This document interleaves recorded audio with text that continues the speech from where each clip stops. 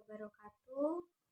Sebelum saya menjelaskan teori belajar, saya mau perkenalan terlebih dahulu. Perkenalkan, saya Yuni Nurul Jana, NIM 25102641 dari Prodi Pendidikan Guru Sekolah Dasar. Apa sih yang dimaksud dengan teori belajar? Teori belajar ini ibaratnya yaitu cetak biru yang dirancang oleh para ahli psikologi dan pendidikan untuk memahami mengapa dan bagaimana kita menyerap hal baru, entah itu pengetahuan, keterampilan, atau bahkan kebiasaan. Ada 6 pandangan dari teori belajar. Yang pertama, behavioristik. Behavioristik itu belajar tentang perubahan tingkah laku yang bisa kita lihat. Jika anak berbuat baik, seperti kita memberi hadiah atau pujian, pasti dia akan mengulanginya. Sebaliknya, jika berbuat salah, ada konsekuensinya. Biasanya lingkungan pemahat utama yang membentuk kita. Yang kedua, nativisme. Ini pandangan yang cukup radikal. Mereka percaya bahwa segala potensi, bakat, atau pengetahuan itu sudah ada di dalam diri kita sejak kita lahir. Belajar hanyalah soal membuka bungkus atau mengeluarkan potensi bawaan itu. Contohnya, bagaimana kita secara alamiah bisa belajar berbicara atau menguasai bahasa. Yang ketiga, kognitivisme. Aliran ini mengajak kita masuk ke dalam kepala. Fokusnya adalah proses internal di otak kita, yaitu bagaimana kita mencerna, memahami, dan memproses informasi. Tujuannya untuk meningkatkan pemahaman, memori, melalui proses mental, seperti ketika siswa membuat peta konsep untuk memahami struktur cerita. Yang keempat, kognitivisme. Konstruktivisme ini filosofi utama. Siswa harus menjadi arsitek pengetahuannya sendiri. Tujuannya agar mereka membangun pemahaman melalui pengalaman langsung. Misalnya dengan melakukan eksperimen sederhana untuk memahami gravitasi. Ilmu pengetahuan tidak ditransfer seperti air yang dituangkan dari gelas ke gelas. Ia harus dibangun melalui pengalaman langsung, seperti bereksperimen, dan yang paling penting itu diskusi bersama teman-teman. Yang kelima, humanisme. Humanisme ini teori belajar yang paling peduli.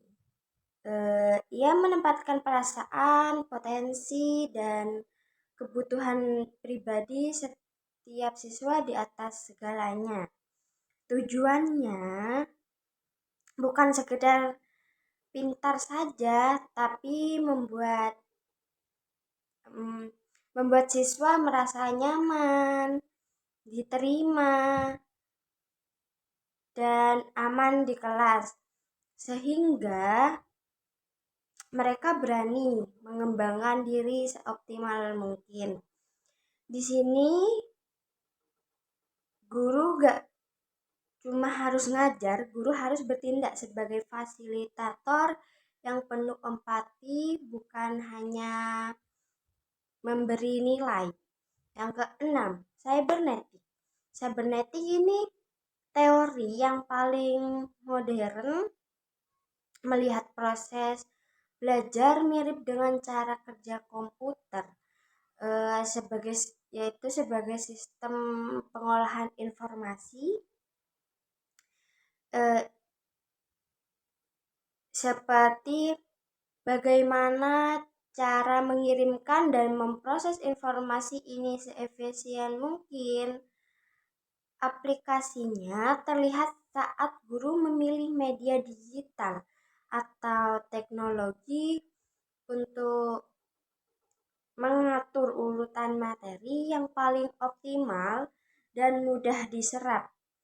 Tujuannya mencari cara paling efisien dalam mengolah informasi yang terlihat dalam penggunaan aplikasi yang menyajikan materi dalam urutan optimal agar mudah diserap oleh siswa. Contoh dari pandangan yang saya sebutkan tadi, eh, contoh kasus yang pertama, kasus Lala, pintar tapi takut salah. Eh, Kasus Lala ini gambaran klasik yang bagaimana kecerdasan akademis dapat terhambat oleh kondisi emosional dan psikologisnya. Lala, siswa yang cerdas, namun responnya terhadap kesalahan sangat ekstrim. Kesalahan sekecil apapun seperti salah ucap saat membaca memicu reaksi Lala ini memicu reaksi yang sangat panik, nangis hingga melarikan dari kelas. Ehm, Analisisnya bisa mungkin Lala ini humanisme, fokus pada perasaan. Menurut teori humanisme ini, masalah Lala bukanlah pada kemampuan kognitifnya saja, melainkan pada terancamnya kebutuhan psikologis dasarnya. Lala itu menderita kecemasan berlebihan dan ketakutan mendalam terhadap kegagalan atau dipermalukan.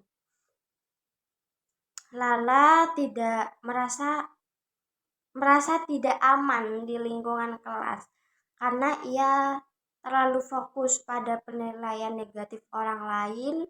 Dia merasa harga dirinya terancam setiap kali melakukan ketidaksempurnaan. Tujuan guru, mungkin guru-guru mungkin guru Lala ini di sini bergeser dari pengajar materi menjadi mungkin bisa menjadi fasilitator atau sahabat. Guru harus menciptakan iklim kelas yang hangat, empatik. Fokusnya harus pada memvalidasi perasaan Lala dan memuji usaha kerasnya dan keberaniannya mencoba, bukan hanya menekankan pada hasil akhir yang sempurna. Lala dapat mencapai aktualisasi diri, mengembangkan potensi penuhnya dalam lingkungan yang mendukung.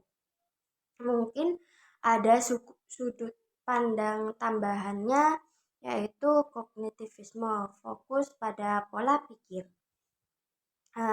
Teori kognitivisme ini memberikan penjelasan tentang mengapa Lala bereaksi secara ekstrim terhadap kesalahannya.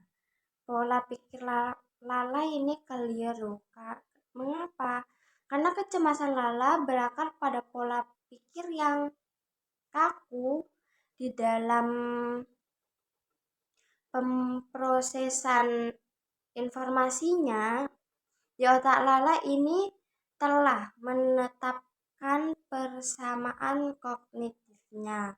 Salah satu kesalahan kecil di pikiran Lala ini menjadi kegagalan total dan tidak berharga. Guru perlu membantu Lala melakukan restrukturisasi kognitif, yaitu mengubah pola pikir. Guru harus mengenalkan dan mengajarkan pola pikir bertumbuh, bisa disebut growth mindset, yaitu pandangan yang melihat kesalahan sebagai umpan balik berharga atau data baru untuk belajar dan tumbuh, bukan sebagai bukti ketidakmampuan. Kasus Lala ini bisa disimpulkan, mungkin kesimpulannya, kasus Lala menunjukkan bahwa keberhasilan belajar tidak hanya bergantung pada kecerdasan atau kognitivisme, tetapi lebih krusial adalah kesejahteraan emosional dan rasa aman siswa. Sebelumnya, Lala dapat menyerap materi pelajaran, ia harus terlebih dahulu merasa utuh dan aman di dalam dirinya. Contoh kasus yang kedua, kasus kelas. Senyap dan cepat cari jawaban instan. Bayangkan sebuah kelas di mana murid-muridnya itu cenderung diam, asik dengan HP-nya sendiri-sendiri. Biasanya kan kadang bermain game. Jika disuruh menjawab pertanyaan, mereka langsung membuka ChatGPT atau mencari jawaban instan di internet. Itu gagal total dalam konstruktivisme sosial. Kelas ini gambaran kegagalan dalam prinsip konstruktivisme sosial. Mengapa? Karena belajar seharusnya dibangun bersama-sama melalui interaksi, diskusi, dan perdebatan.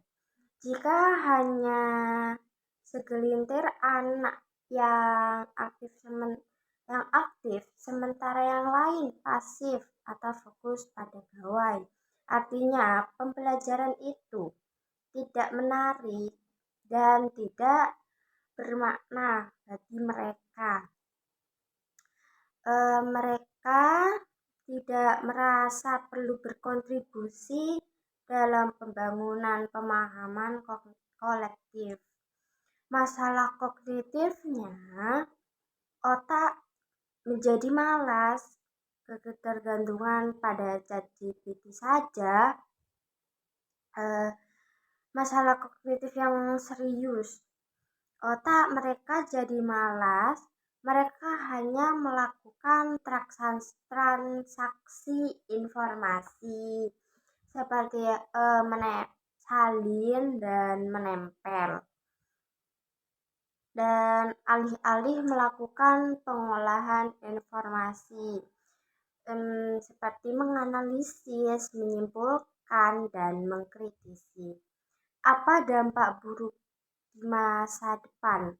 Dampak buruknya, mereka akan terbiasa mencari jalan pintas dan kehilangan kemampuan untuk memecahkan masalah yang baru, yang lebih rumit lah dalam kehidupan kehidupan nyata.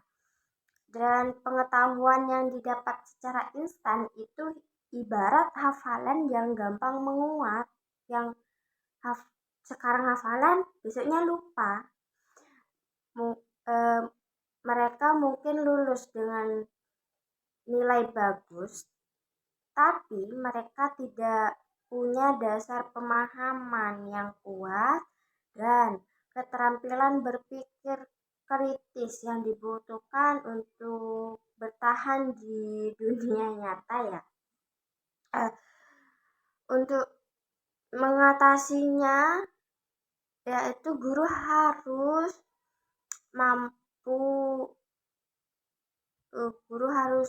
mengubah cara mengajar agar siswa dipaksa berpikir kritis, bukan hanya sekedar menyalin dengan cara